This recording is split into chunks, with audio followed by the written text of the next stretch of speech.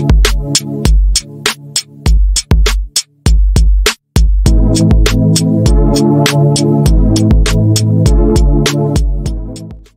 is up, friends? Welcome back to another episode of the Fantasy Fellow Show.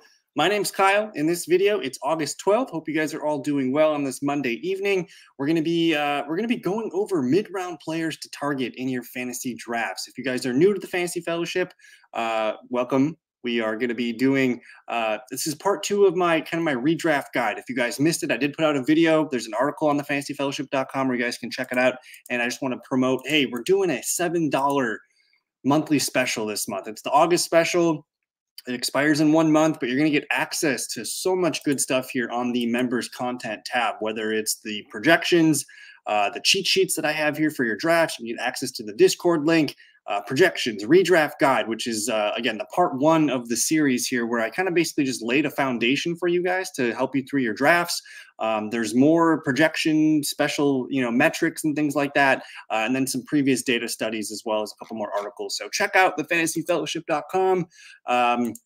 This is what we're working on today. And I did post the redraft guide for free for the last week. This one we're going to leave behind the paywall. So if you guys want to check it out and read it, please check it out. But I'm going to kind of give you guys a peek behind the curtain here. So what we're doing here is we're looking at basically rounds 5 through 10.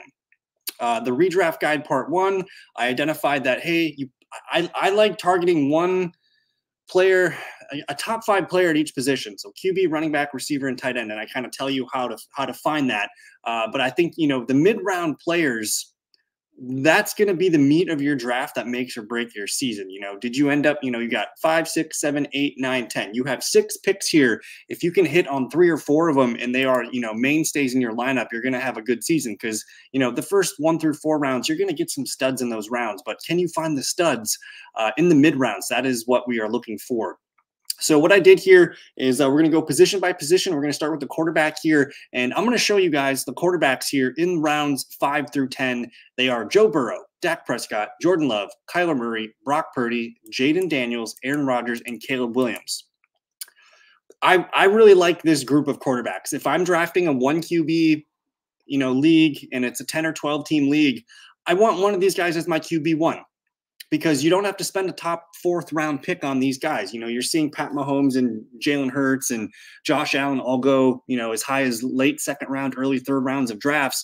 You can be drafting, those stud receivers and running backs in those rounds and continuing to build your flex positions while you wait for quarterback. Like, you can legit wait for Joe Burrow, and he's going to be there in the 5th round. You can wait for Dak Prescott, who's going to be there sitting in the 6th round. Jordan Love, I think you got to grab him in the 6th round after that one. 3 plays and it was over for Jordan Love. That touchdown in the preseason sealed it. I think he's ready to go. And then Kyler Murray, with the amazing rushing upside that he has, and then just adding Marvin Harrison Jr., Trey McBride, and a couple other pieces that we like on that team. I love Kyler Murray late. And then if you miss out on those 4 guys, I absolutely love. And my article kind of talks about, you want a top 5 upside at each position. At quarterback here, I could easily see Burrow, Prescott, Love, or Murray. One of these guys, if not 2 of these guys, will probably finish top 3, top 4, maybe top 5 at the QB position. So I like waiting for these guys. I think they're fantastic values. And, while other people are picking, again, those quarterbacks in the 3rd and 4th round, you're getting big upside swings at running back and receiver there, padding your flex spots, your wide receiver 2 and your RB2, or sometimes your wide receiver 3. You're getting huge value at those spots. Whereas the guys that are being picked in these spots, they're good players. We'll identify some players here, but to me, I think locking down a quarterback in that 5th, 6th, or 7th round, whether it's one of these top 4 guys, but hey, if you miss one of these top 4 guys here on this list, I have no issue rolling out Brock Purdy as my QB1. No issue rolling out Jaden Daniels as my QB1. And then I don't like Aaron Rodgers because he doesn't run the ball. He's not going to have that weekly top 5 upside that I'm looking for. But Caleb Williams, maybe. I think you could legit make a duo work, whether you go Brock Purdy and Jaden Daniels, or Brock Purdy and Caleb Williams, or you can go both rookie quarterbacks and play the matchups. I think waiting for QB works. I have one more part 3 that I'm going to be covering. That's going to be your late round sleepers, which will identify, again, some quarterbacks, whether it's Tua, Goff, Trevor Lawrence. Those guys are free in draft. So if you miss out on Burrow, Prescott, Love, Murray, I'm looking for 2 guys, whether it's Jaden Daniels and Trevor Lawrence or Brock Purdy and Tua. I think you can make a duo work at QB if you miss the boat. So that's kind of the quarterback talk there. And then I just, identify, the top 4 guys here. I kind of talk a little bit about each one. If you guys want to get access, again, it's $7 for this month. It's just a pretty significant discount considering how much content is on here. But we'll move into the running backs. And this list of running backs is pretty deep. And this morning I spent my time kind of identifying my favorites. And I wrote a ton of stuff, basically a paragraph per running back here. So a lot of thoughts and notes there, but we'll kind of just take you down the list player by player. I think Aaron Jones in the middle of the 5th round. Yeah, I'm taking Joe Burrow over Aaron Jones every time in the 5th round if I need a QB. We'll talk about the receivers and tight ends when we get there. But I think for me, Aaron Jones represents a really nice RB2 when he's healthy. But I personally think I can find the Aaron Jones profile a round or 2 later, whether it's James Conner, whether it's Raheem Mostert or Tony Pollard or Javonte Williams. At 53 overall, that feels a little bit rich to me. So I prefer to wait for some of the guys that I view as the same profile. And what is Aaron Jones' profile? We know he's really good when he's healthy. He's a top 5, top 10 running back when he's healthy, but he's getting older. He's closer to 30. He's a good receiving back. He can kind of do it all. And I think I can find those players later. We identified some: James Conner, Raheem Mostert, Tony Pollard. There's a lot of guys here later that I like just as much as Aaron Jones. So we don't know if he's going to stay healthy. I'm not in love with the Vikings offense. I think they got a pretty tough schedule to start the year too. I think there's better picks in the 5th round. And then with Ramondre Stevenson, the Patriots are going to be, they might be the team picking 1st overall next year in the draft in Green Bay. So I think Ramondre, I love him. I love him as a player. They brought in Antonio Gibson, so that takes a little bit of the steam off of a PPR league. I don't know if I want a starting running back on a really bad offense here. They're going to be rolling out Jacoby Brissett, and then they'll get to Drake May at some point this year. I don't know. I think you can do better in the 5th round. So I'm kind of out on both Jones and Ramondre in the 5th round. In best ball leagues, these guys are both 7th and 8th round picks. So to me, that's where the money is being drafted with these guys here. And I just think they're a good 2 rounds ahead. If they were, in the 80s and 90s ADP, I think I'd be more open to doing so. But, we'll identify a lot of players that we like in that 5th round that I'm taking over them. The 6th round running backs: DeAndre Swift, Montgomery, Zamir White, and we'll include James Conner here. My favorite's James Conner. We saw last year that James Conner, when he was healthy, he was a league-winning back. And let me share a little bit of my blurb here. And these are just some of the nuggets that I give you guys when I'm writing up these articles here. James Conner was a league-winning back last year in the fantasy playoffs and popped in several advanced metrics. He was RB3 in missed tackles forced per attempt, RB7 in breakaway yards, which are runs greater than 15 yards, RB3 in yards after contact per attempt, and he was RB4 in rushing yards over expected per attempt. So, I get it. They drafted Trey Benson to potentially be his future heir, but as long as James Conner's healthy, 15 to 18 carries per game, a few catches. I like the trajectory of the Cardinals offense. I think James Conner is a pretty nice pick here. And comparing him to Aaron Jones, I think is a pretty good comparison because, when they're healthy, we love them. They're very good players. They're dominant running backs in the NFL. But I'll just wait 17 picks past ADP to grab James Conner if I want a running back too. Now for DeAndre Swift, David Montgomery, and Zamir White, these guys all have some holes that I can poke into them. I think they're all fine running back 2s. For DeAndre Swift, I want him in a PPR league. I think in a half PPR to non-PPR, I'm just not interested. Whereas Montgomery and Zamir White, these guys are like standard league running backs, half PPR running backs that I like a lot. Now with Swift, he was in the first play in preseason. They brought in Khalil Herbert next, and then Swift came in and got that 42-yard catch and run on a screen. So I do think he's going to be involved heavily as a receiver.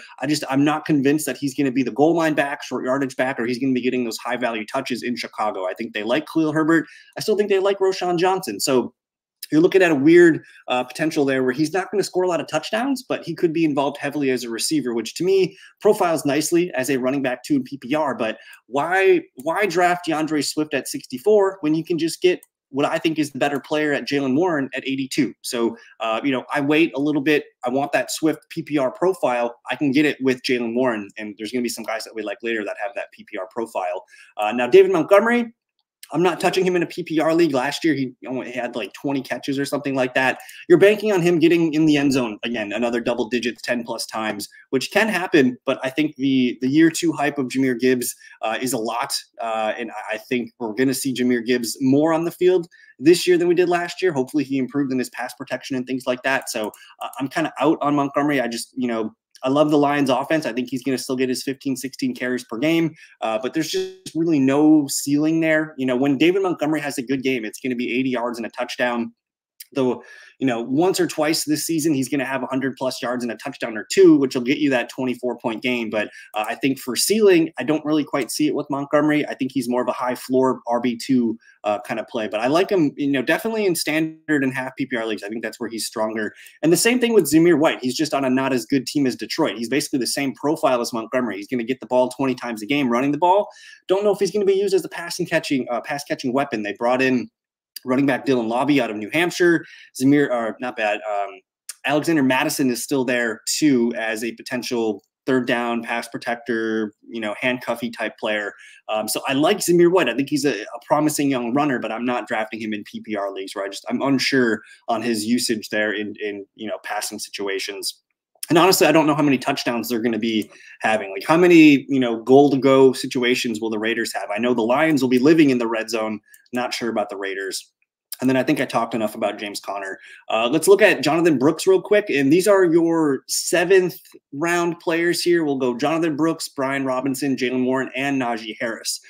This is a little bit too rich for me for a running back that's going to be out the first 3-4 games. And then when he does come back, he's not going to be getting the full workload. So I think you're kind of babysitting Jonathan Brooks for the first half of this season. So maybe by like week 8, 9, 10, we're talking maybe November, you're getting a Jonathan Brooks that could be your RB2, which to me, I don't know if I have the patience for that. I'd rather take some of the other, I'm taking Jaylen Warren, Najee Harris over Jonathan Brooks all day here. I think Brooks needs to tumble a little bit in ADP for me to click on him because, my time is valuable in a redraft league. I need to be getting wins. I don't want my 6th, 7th round pick on the bench for the first half of the year. And they like Chuba Hubbard there too. So it could be a messy timeshare while Chuba's healthy and Jonathan Brooks is getting his feet underneath him. Brian Robinson, interesting player here. I like the Commanders offense. I think it's a fun offense. I'm not touching him in a full PPR league. They brought in Austin Eckler to catch passes. Brian Robinson, he looked good as a receiver last year, but he's just not going to be getting that workload that he had last year as a receiver. So, and the preseason usage, the Commanders went down and scored a touchdown right away. Brian Robinson was in there for one goal line play. They brought in Eckler next, and then the next play was a Jaden Daniels rushing touchdown. So there's no guarantee that he's going to be getting a lot of goal line touchdowns like he did last year. So I'm kind of out on B-Rob in a PPR league. I think half PPR and standard, I'm more open to it, but I just think there's better clicks in this range. And I'm looking at the Steelers backs, man. Last year, the offensive coordinator for Pittsburgh is Arthur Smith. Let's go down here to my blurb here. The Pittsburgh running back field excites me. Last year, Arthur Smith gave the duo Bijan and Algier a total of 400 rushing attempts and 109 targets. They combined for 381.9 PPR points, which is pretty insane. If we divide that in half, each RB would have been around RB26 at 190.95. So you're getting a low-end RB2 floor out of these guys, and I think one or two of them, maybe both of them, over exceed because I think there's going to be more touchdowns here in Pittsburgh than there were Atlanta. So this indicates a floor to me that they're both kind of low-end RB2s with some upside. I think in full PPR leagues, I'm all in on Jaylen Warren. I think he's going to be rock solid. He was already a top 20 running back last year. He might have been RB21 or 22, but I think his role improves this year with better QB play. And I think all the advanced metrics point to him being the better back over Najee, and maybe Arthur Smith actually leans towards Warren at some point this year. But I think in a half PPR to standard league, that's where Najee Harris is interesting, and I think he's a good click in those leagues. Again, we're talking 400 rushing attempts and over 100 targets that Arthur Smith gave his top 2 running backs last year. That's over 500 touches. If we just divide that again in half, you're getting 250 touches from Warren, 250 touches from Najee Harris. I like clicking on these guys in the 7th or 8th round. Moving into the 8th round, you have Raheem Mostert, Tony Pollard, Javonte Williams, and Tajay Spears. I'll throw in Austin Eckler in there. I think all 5 of these running backs are pretty good clicks. Like in the 8th round, we didn't really like the quarterbacks in that range. I think if you need an RB2 or 3, honestly, if I can get Mostert, Pollard, Javonte, Tajay, and Eckler as my RB3, that's feeling pretty sweet. And honestly, all these guys are PPR friendly. Mostert's a pretty good receiving back, and you know, Achane, I love Devon Achane, but you're getting the RB1 here at pick 91 in ESPN. And I get it. He's older. He has fragility questions, but as long as he's healthy, you're starting Raheem Mostert. And he's kind of the same bet to me as Aaron Jones, who went 53 overall. Tony Pollard looked good in preseason. Looks like he's got his burst back. I think the Tennessee Titans offense is going to feature the running backs. I think you can grab Pollard or Spears. I like both. In best ball, there's teams where I grab both Pollard and Spears and just say, yep, one of these guys will be my RB2 every week. I do lean Pollard. I think he'll be more in the base offense as the leading rusher. Maybe Tajay Spears is kind of coming in as a receiver. And then Javonte Williams, man, he's probably my favorite pick here in the 8th round. You're getting the lead ball carrier for Denver. You're getting the passing down weapon for Denver. And I think Bo Nix can play. I think Bo Nix can dump it off and feature these running backs in the passing game. I absolutely love waiting for Javonte Williams. He can be your RB2. If you just said going into the year, I'm going to say, hey, I'm going to grab Javonte Williams as my RB2 and then grab another couple players there to back him up. I think that's totally acceptable. And then we can't forget about Austin Ekeler, who I think is going to be a big piece and outlet for Jayden Daniels. He played a lot in that first series in the preseason week 1.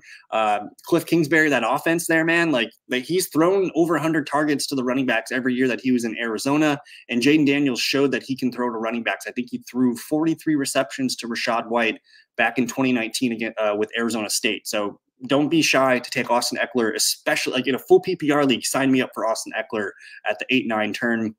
And then down here, the 9th and 10th round running backs, not a super exciting group, but Nick Chubb, I don't know if I'm comfortable drafting Nick Chubb here. I think there's other players that I like and feel more comfortable with. He's coming off a gruesome knee injury, but by all accounts, it sounds like he's looking pretty good and he's ahead of schedule. So if you want to babysit Nick Chubb, for the first 3-4 weeks, I think he could be back into the mix by October or November.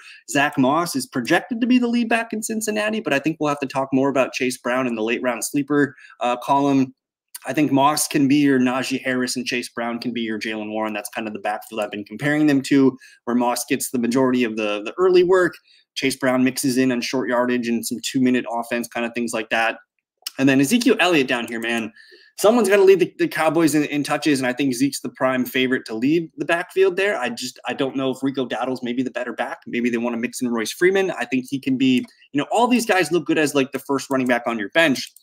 And honestly, Devin Singletary is probably the one guy that I prefer out of this group here because he's going to be the primary ball carrier. He has experience with Brian Daboll in that Buffalo offense, and they don't really have a competent RB2 behind him. So I think he's a low ceiling, high volume, high floor RB2 that, if you get pinched in an emergency, you can whip them out and feel okay about getting your 10 to 12 points. So not a lot of touchdowns to be had in New York, but I think the volume is enough there. And 112 ADP, that's 9th, 10th round. I think that's fine.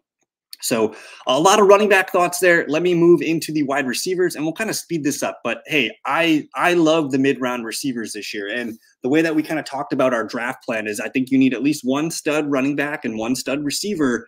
And maybe you pull your tight end round 3 or 4, you get your quarterback round 5 or 6. You should be hammering these wide receivers because the value's here. I mean, Malik Neighbors is fairly priced here to lead the Giants. He's going to be the focal point of that Giants offense. I see 80 to 90 catches there. I know he's got an ankle thing right now, but I'm not too concerned. We got plenty of time before the regular season. So I'm hitting the hell out of Malik Neighbors here in the 5th. I think Zay Flowers is a great pick. He might be the #1 target for Lamar this year. We know Mark Andrews isn't getting any younger. Flowers looked really good last year down the stretch. I think he's a great wide receiver 3 that might perform as a wide receiver 2. I think Tank Dell's a lot of fun here too. He had the great preseason touchdown catch. End of round 6 or end of round 5, beginning of round 6, Dell looks good as your #3 receiver. T. Higgins, man, this is the cheapest he's been priced in a long time. I think he's in a big spot here to earn a contract next year, whether it's with the Bengals or another team. I like taking shots on him. With George Pickens, as long as Brandon Ayuk's not there, George Pickens will remain a good click. I think he's going to be a solid wide receiver 3. Obviously, he's got some big boom bust nature, but it sounds like they're letting him do more middle and intermediate routes to get him the ball quickly and in space.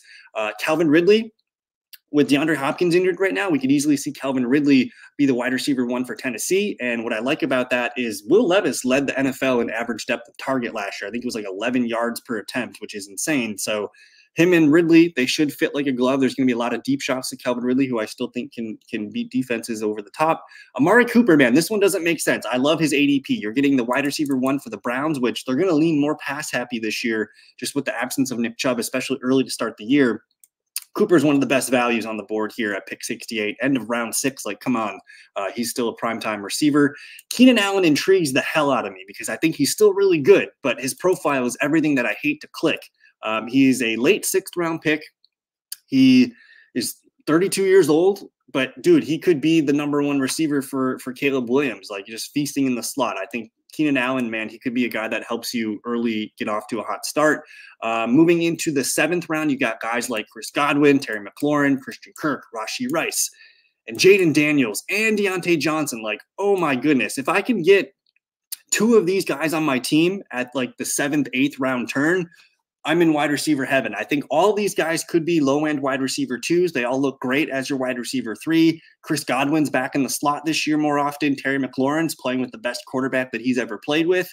If you read the article, I mentioned like 8 quarterbacks that he's played with, and he's been over 1,000 yards for 4 straight years. So I love Terry. I think Christian Kirk's a really solid wide receiver 3. Rashee Rice, man, with the Marquise Brown injury news, like Rashee Rice is going to be probably screaming up boards. I'm still clicking him in the 6th round if he gets up that high. Jaden Reed, man, absolutely amazing rookie year. He's going to continue to be the Green Bay receiver that I want in my lineups every week. And then Deontay Johnson might be the best value of all of them because I think he's going over 140 targets this year. Bryce Young's wide receiver 1. Dude just gets open. He's been one of the best receivers in NFL's open score the last few years. So love that. This is such an amazing tier here. You want one of these guys, if not 2. Now, into the 9th and 10th round we go. You got a lot more guys here. Watson, Hopkins, JSN, Marquise Brown, Jordan Addison, Xavier Worthy, and then some rookies. Coleman, McConkey, Odunze, Worthy, and then Cortland Sutton down here. The guy that I want to highlight the most is Jackson Smith-Njigba. I think there's an outside chance where he leads the Seahawks in receptions and targets this year. Metcalf still probably has yards and touchdowns, but I think you're going to see JSN on the field a lot more in 3 wide receiver sets as a slot receiver, and you're going to see him feast. I think he is easily the best pick in the 9th round that you can make right now for wide receivers. Sometimes he falls into the 10th. I want JSN as my wide receiver 4 on my bench because I think he's just going to be a player that I trust all year. Otherwise, you got to take some leaps of faith down here. These guys are all kind of boom bust. I like grabbing these rookies in the 9th and 10th round, whether it's Worthy, Coleman, McConkey, or Dunze. I'm probably going to rank them as like, you know, all kind of the same players, which they might not be startable to start the year, but they can all grow into really nice roles. I think Worthy's kind of capped, though. You know, he's got Kelsey and Rashee Rice ahead of him, but Coleman could be the wide receiver 1 for Buffalo. McConkey could be the wide receiver 1 for the Chargers. And then Odunze's a little tougher because he's going to need an injury to DJ Moore or Keenan Allen for him to truly break out. But I think taking a shot on a rookie receiver makes a lot of sense. And if you don't want to grab a rookie receiver, just grab one of the cheapest wide receiver 1s in the game, Cortland Sutton. We saw Bo Nix look pretty good in preseason the other day. So I think this wide receiver cast from rounds 5 to 10 is pretty hot. I think you can grab, you know, if you say, you know, if you wanted to start your draft with 2 running backs and a tight end and then a quarterback round 4, I don't care. You could just rip off 4 straight picks at receiver, and I think fill your receiver lineup pretty good. But that's enough at the receiver position. And again, I wrote a lot on these guys, so check out the article. Like only $7 a month. But let's talk about the tight end position, maybe the most important position heading into the draft that you need to plan for. It's Kittle, Kincaid, Evan Ingram, Kyle Pitts, David Njoku, Jake Ferguson. I think there's a tier break there: Bowers, Goddard, and Hawkinson. I don't really want to go into my draft with Bowers, Goddard, or Hawkinson being my starter, but I think the top 6 guys are all starting tight ends this year in fantasy. Kittle has, you know, a tremendous weekly ceiling. If Brandon Ayuk is gone, I'm going to love Kittle a lot more. I think Kittle is an excellent pick, but I don't really like clicking him in the 5th round. There's a couple other guys that we talked about that we like a lot more in the 5th round. I think Kincaid and Ingram and Pitts, those guys are all at the end of round 5. Sometimes they dip into round 6. I love that group, man. If you want to just say, I'm going to take my tight end here in the 5th round, you can include Kittle in that. I think that is the group that I want to go into my season with. I personally think Kyle Pitts has tight end 1 upside this year. I could see Evan Ingram tight end 1. I don't know if I can see it for Kittle or Kincaid. Maybe Njoku, though, too. To me, if I want a tight end in the 5th round, I'm going to wait and see who comes back in the 6th, because sometimes you get Ingram, Pitts, but then your consolation is just David Njoku in the 6th or the 7th round. So I'm highly interested in all 5 of these, you know, these tight ends. I think Ferguson is another consolation if you miss on Njoku or the guys above him, because he's going to be the number 2, number 3 target every week for Dallas. Now, he's not the most athletically gifted tight end, but he's in an offense that's going to throw the ball 600 times, and he's the clear number 2 or number 3 target behind CeeDee Lamb and maybe Brandon Cooks. So I think Ferguson, a pretty nice consolation. And then after that, like Bowers, I love the talent. I don't know the pecking order of targets, though. They're going to run a lot more 2 tight end stuff, so you're going to see Devontae and Jakobi Meyers be on the field a lot, as well as Bowers and Michael Mayer. So I like Bowers, but I don't want to go into my year with him as my tight end 1. Maybe you could grab Bowers and Dallas Goedert and say we're just going to figure it out at tight end throughout the year. I think that's fine. But I think we're kind of done with Goedert. You know, I'm going to let him come back and beat me one of these years because I've been drafting him as a top 5 tight end the last couple of seasons, and it just hasn't worked. He doesn't stay healthy. He's the clear number 3 target in the Philadelphia Eagles offense. And then I'm out on TJ Hawkinson, man. He's not coming back till mid-October at best. And, you know, I'd rather grab a starting tight end that I can rely on week 1 and just kind of go from there. So I didn't finish writing up my tight end stuff yet, but I'm going to get that there. So this article will be live soon. I'll probably put it live tonight and then finish that tight end article for you guys. But it's all there. The mid-round targets for redraft starting probably tomorrow or Wednesday. I'm going to start working on part 3, which will be the late round sleepers, which we will identify some guys that I think you want to stack your bench with.